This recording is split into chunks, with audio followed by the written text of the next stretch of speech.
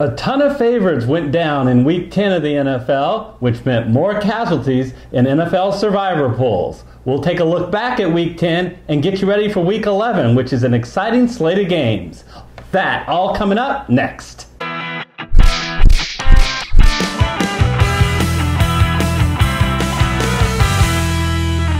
Hello everyone, I'm Eric Lee. And I'm Gary Kurtzman, and well, it's another week in the books and more carnage.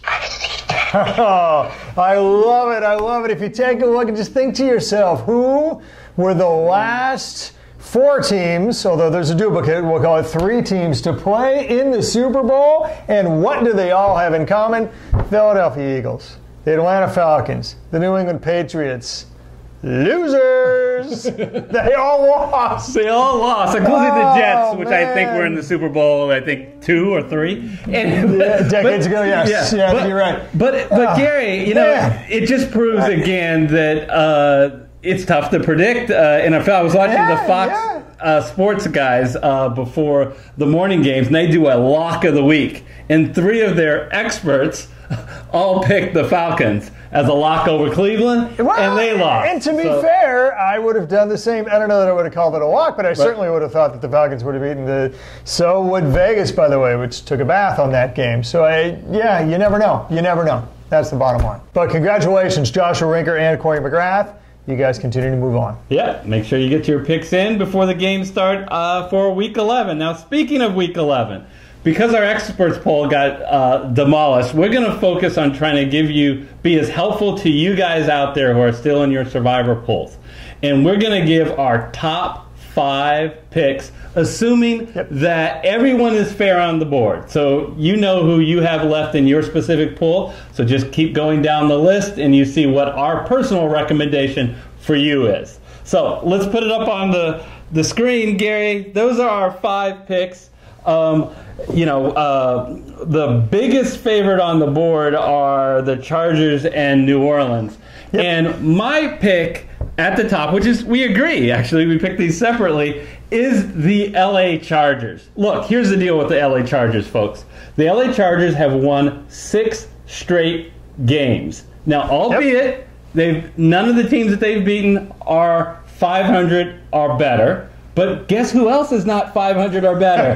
Their opponents, the Denver Broncos. In their last 8 games, they are a miserable 2-6. The only 2 teams, Gary, they have beaten are powerhouses, the Arizona Cardinals and the Oakland Raiders. Yeah, and by the way, they don't have Demaryius Thomas, and by the way, they don't have Royce Freeman, so they're not even at full strength. Yeah. No, the Chargers are a good team, and we said that from the very beginning of the year. Their defense is about to get even better with Joey Bosa, who, by the way, was second only to Khalil Mack and the hype coming out of college.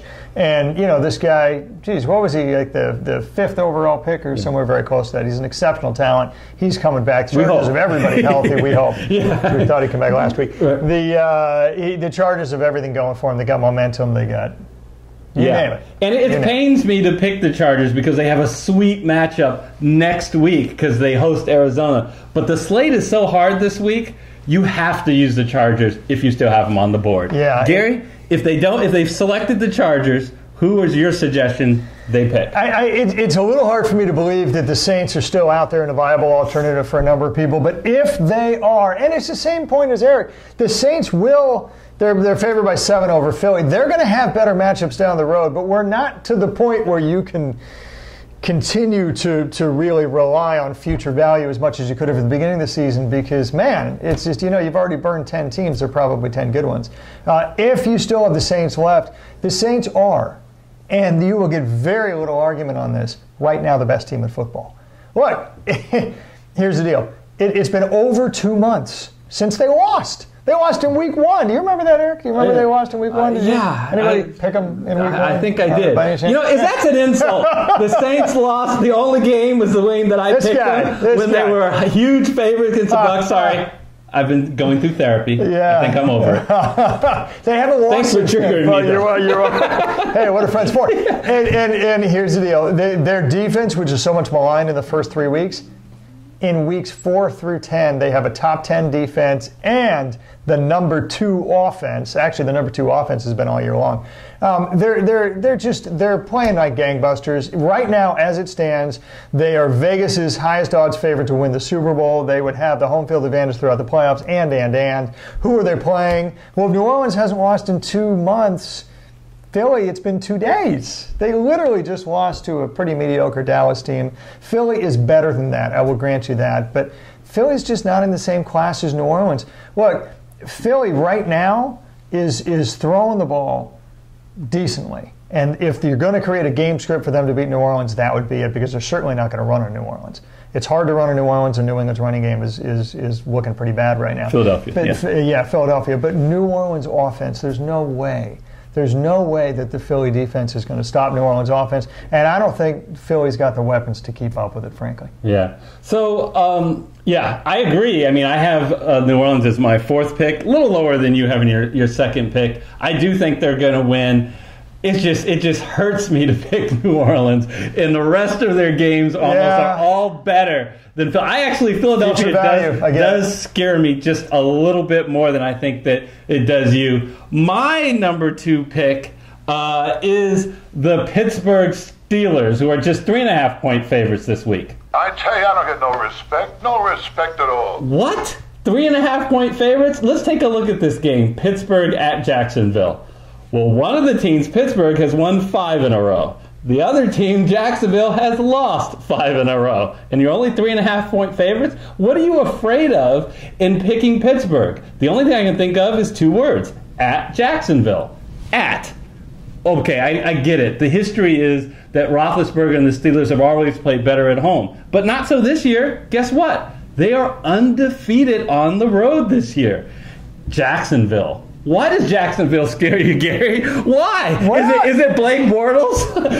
Is it? Oh, I know what it is. It's their legendary tough defense. That same tough defense who obviously have cracks in them, who've allowed in the last 5 games 28 points, an average of over 28 points a game.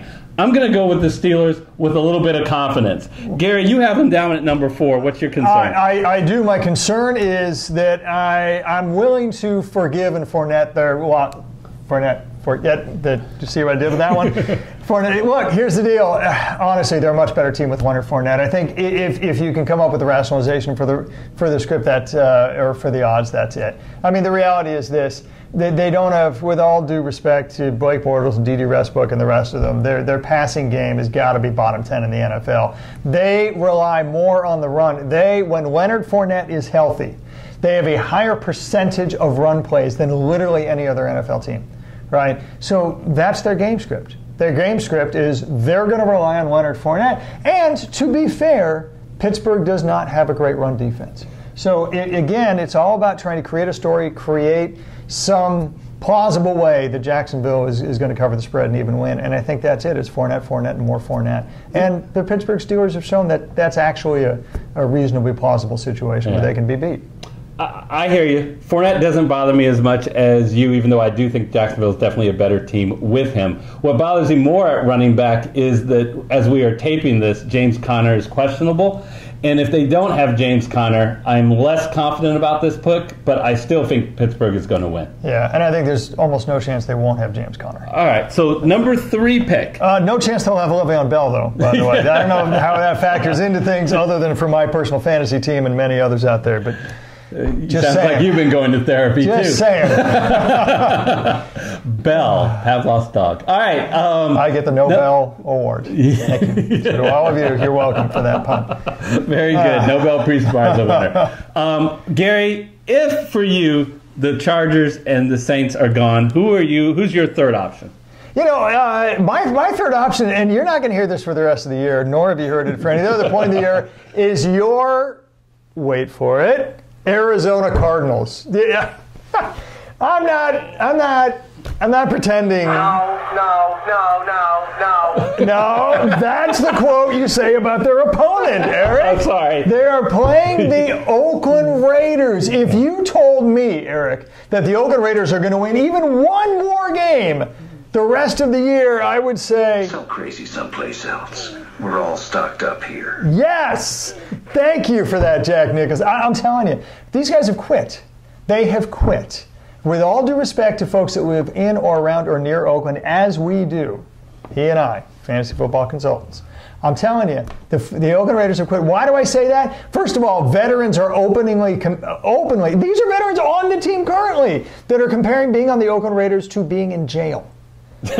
Literally in the press with no fear of reciprocity because they know they're not going to be around next year anyway. Oh, what else? Did you see the game? Did you see the game last week? The Raiders were playing the Chargers. The Chargers are a better team. They were going to win anyway. But it was, Eric, there was 5 minutes left in the game. The Raiders were down by 2 touchdowns. They had a 4th and 5. First of all, they script a play that had only one viable option to it. Jalen Richard, only one. If he was covered, there was nobody else. What kind of a stupid-ass play calling is that? And second of all, what happened when Jalen, oh my God, I can't believe somebody could actually cover him, so he was covered. They took him out.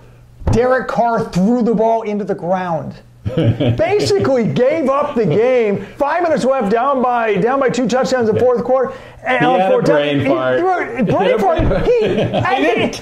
the game, he defended it. You can't defend that. You are a quitter. You are a loser. Okay, calm down. I tell you what, for those Survivor people, if you just go on an anti-Oakland strategy the rest of the year, congratulations, you've won your Survivor pool. That, in a nutshell, is why Arizona. Look, I don't have Arizona as in my top 5. Notice in his argument, he didn't use the word Arizona. He didn't talk about you're picking a team. You're picking Arizona. You only need 2 words: anti-Oakland. Arizona. Arizona hasn't beaten anybody in the NFL outside of the San Francisco area. That's right. They love the Bay Area. I forgot to mention that. Thank you. They love the Bay Area. They've beaten the Niners twice. Yeah. And where's Oakland? It's the Bay Area. All right. So let's get real quick. We got to move it along. My pick is the Carolina Panthers playing at Detroit. If you want to talk about a team that I feel like that has quit on the season, the Detroit Lions, when they've lost 3 in a row, folks, and their offense has looked really poor, especially ever since they gave away Golden Tate. Carolina, yes, they got trounced by Pittsburgh, but they're 6-3. You got a 6-3 team against a 3-6 team. I feel pretty comfortable that Carolina's offense will be too much for Detroit's offense to keep up. No, I think that's right. I really do. I mean, you're right. They're 2 teams going in different directions. I know Carolina lost last week, but the Carolina is still definitely on the upswing, and there's no question Detroit's on the downswing. Okay. Absolutely. So our 5th pick, reluctantly, if you have to get down that, neither of us are that excited about Atlanta, but it was the only team left of the ones that we had any confidence in. Oh, that's right. That Baltimore, I think, Cincinnati game, I think, is a trap. When I first saw it, I thought, A.J. Green's out. Maybe I want to do it. But, yeah, the last time these 2 teams faced, Cincinnati beat the Ravens pretty easily. Well, they did. And for me, the biggest concern is Flacco's hurt. Yeah. And it's not like Flacco's all that great. But without Flacco, and that hip injury could keep him out till December. Right, we don't know that at this point, but they actually may keep him out for the rest of the year if he opts for surgery. The reality is this: you're down to Lamar Jackson, and Lamar Jackson may end up being a true NFL talent, but in your first game, when you still have problems recognizing defenses and throwing for accuracy, it's not a recipe for success. If you've survived this long in the Survivor pool, you're going to have a better pick. Okay, so I want to quickly acknowledge the winner of our little viewer Survivor poll is none other, not the whiz kid, not you, not me. The experts poll. The experts, sorry, is none other than this guy.